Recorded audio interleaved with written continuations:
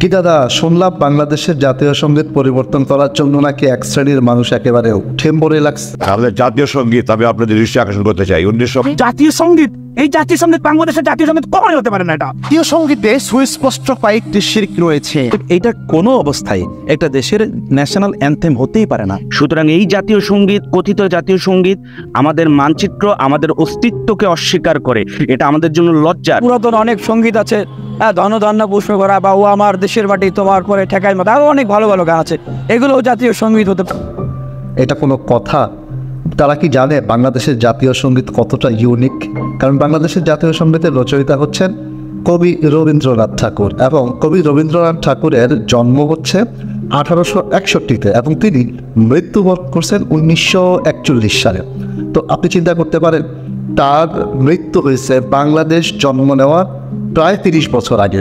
এখন এমন একটা দেশের জন্য তিনি জাতীয় সঙ্গীত রচনা করে গেছেন যে দেশটা তখন জন্মও হয়নি। ভাবতে পারেন কতটা ইউনিক।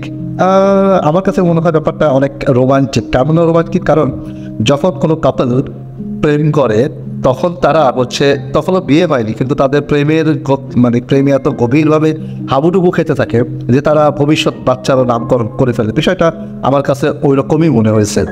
এর চাইতে আরও ইউনিক বিষয় কি জানেন?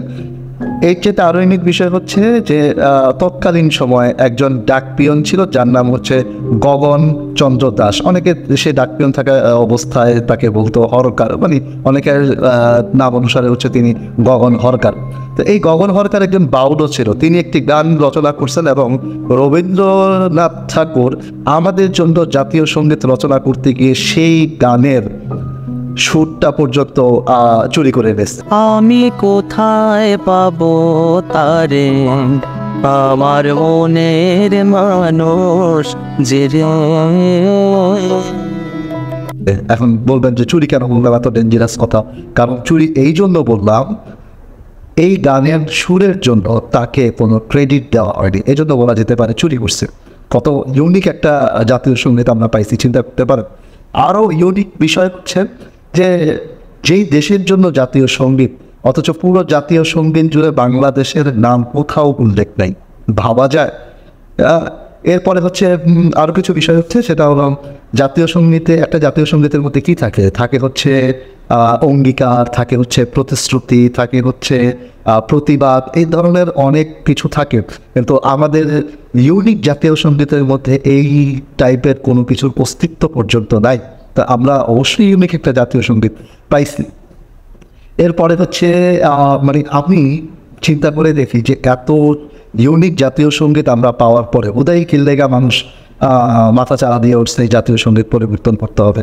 আমার মতে তো এই জাতীয় সঙ্গীত শুধু বাংলাদেশের না, সারা পৃথিবীর জাতীয় সঙ্গীত হওয়া উচিত এই আমার সোনার বাংলা, আমি তোমার ভালোবাসি, আমাদের এই ইউনিক স্টাইলের জাতীয় সঙ্গীত, যেটা বাংলাদেশের জন্মেরও অনেক অনেক বছর আগে জাতীয় সঙ্গীতের জন্ম হয়ে গেছে। ভাবা যায় এরকম একটা ইউনিক জাতীয় সঙ্গীত আমরা পাইছি।